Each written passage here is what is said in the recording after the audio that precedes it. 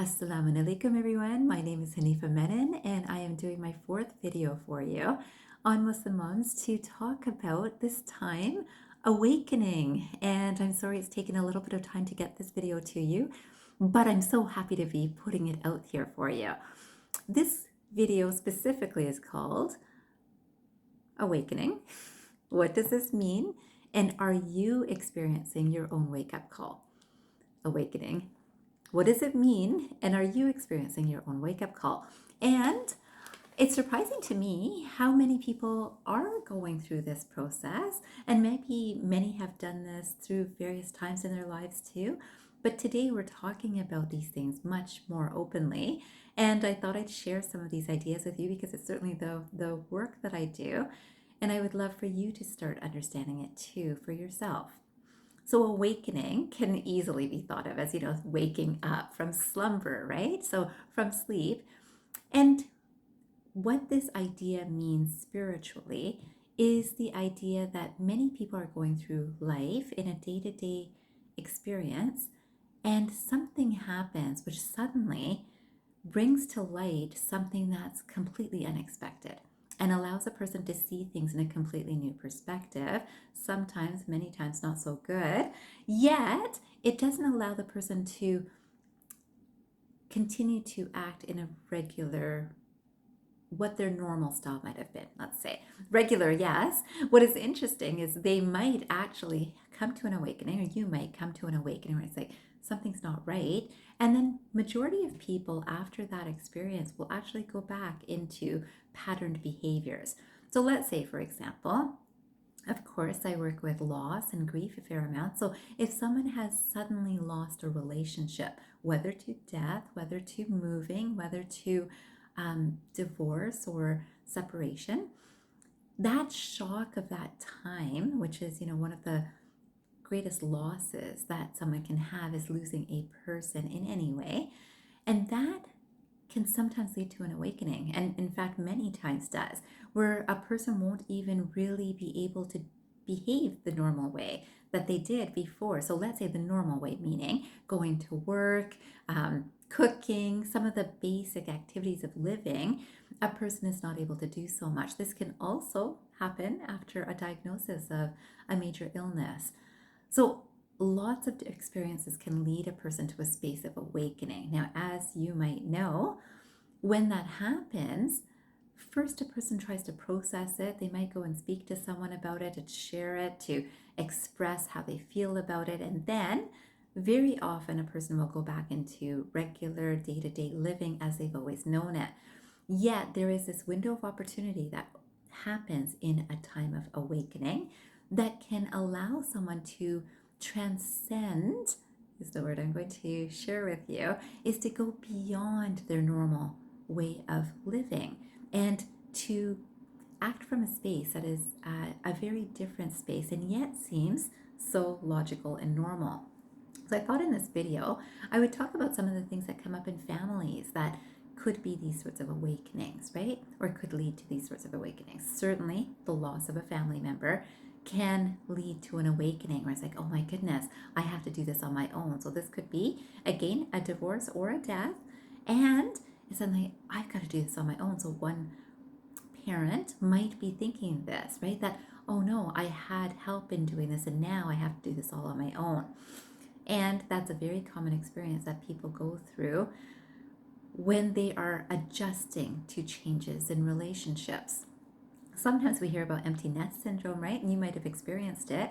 Same thing happens, that someone was so used to caregiving for someone, and then that child goes to university and or some other schooling, maybe a private school, and they're away from home, and something shifts, and suddenly a parent or a family member doesn't know what to do anymore because their whole life was around taking care of that child. So this is very important for us to understand, that there's an awakening moment that can happen in that time.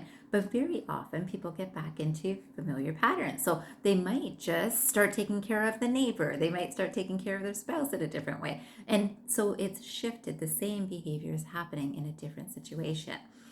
But there's also an interesting experience that happens in terms of something's not right. So let's say there's abuse in a family. And this could be verbal, This could be physical, this could be sexual. And we know that we're all aware that all of these are not right. And yet, some people have been raised with it's okay, it's okay. You know what? If they're not listening, you should just slap them, right? Have you heard that? Have you been raised with that? Are you practicing that? Are you experiencing that? And then a close follow-up to that experience is don't tell anyone. Don't say this to anyone, right? So I better not share this with anyone. This is going to make my family look not so good. My parent, my child, my sibling, my whoever. And then this becomes the secret that a person carries.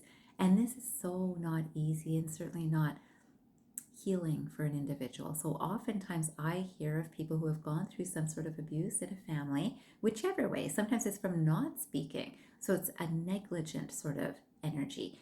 And certainly we also know this busy energy that parents are working so hard to provide for their children in ways that they probably have never experienced for their own life from their parents. Now parents are working twice as hard to make sure their children do not have to go through the struggles that they went through. And here we've got COVID times, we've got certainly lots of things changing in our lives, and people are busier. And so children are getting less time with their parents. And there is a grief and a sadness and a loss that's felt in that too. And then there is this whole secrets, right? The secrets of, I never see my parent. And that's become almost very common, right? That, oh yeah, I see them sometimes on the weekends, or they drive me to my sporting activities. But if we understand this, this can lead to an awakening too, that this is somehow not right, right? This is that awareness of there are children raising themselves, and there's quite a few in our society. And then we wonder, why is my child not so connected with me? Well, parents need to have that extra time to, that space to connect with their children in a way that's useful for the child, not just this, I'm going to go through your homework with you because that's a responsibility. I'm going to make sure that you're fed because that's a responsibility. There's a heartfelt connection that happens through an awakening time that I would encourage that you tap into to understand in yourself. And if you are noticing something that's not right, start speaking about it. This is not about, writing these public statements on social media of guess what happened in my house today. It's not like that. And there are some kids that do this, but there is such an important factor that can happen when people open up to speak about these things. So again, healthcare professionals are often the first space, and friends and family are really great supports too, and our social network really matters. So this is a really good time to remember that in an awakening, we can suddenly become aware of where is our social network and can we reach out to it when we need help. And I would encourage that for everyone. And I finally want to talk about health professionals themselves because there's a number of my clients that are certainly in healing professions. And health professionals often have a lot of pride or perhaps embarrassment about expressing when they need help. So they have often carried the weight of a lot of health concerns for patients, sometimes for family, sometimes for themselves. We all carry our own stuff too, right? But to ask for help is a space that an awakening can allow a health professional to get to too. And of course, this is that whole awareness of I also could use some support, right? So that, yet most health professionals will say, I don't know how I didn't see that my child was depressed. And I don't know how I couldn't have seen that. I'm supposed to work with this. I'm a psychologist, I'm a psychotherapist, I'm a psychiatrist, any of these things. How did I not see it? And then to go from that space to the space of I'm ready to ask for help. And this is not just, the closest colleagues, and it's not just to just talk about it. Yes, I've spoken about it because a lot of health professionals are also quite embarrassed if they need a little bit more time to really process what's happening for them, not understand their family member or their experiences with their clients, but to understand them themselves. And this is what I would really encourage for all of us to recognize that there is nothing wrong with understanding that we all need help. We all need some support. And I hope that you reach out to your network, whether it's a healthcare professional, whether it's friends or family, to speak lovingly, kindly, with humility, and understand that an awakening is likely happening for you at some times in your life, to use it to your most advantage or your biggest advantage is to truly change what you're doing from how you're doing it today to how you do it after an awakening. That's what I hope that you learned from this video. I hope this has made some sense to some people, maybe all of the people that listen to this. And of course, maybe some of the write up about this too will give you a little bit of information to work from. I wish you a fabulous day ahead, and I hope you remember that you have the strength, the power, the knowledge to help yourself through an awakening time. And if you're having one, you know you can reach out to me too. Have a great day, everyone.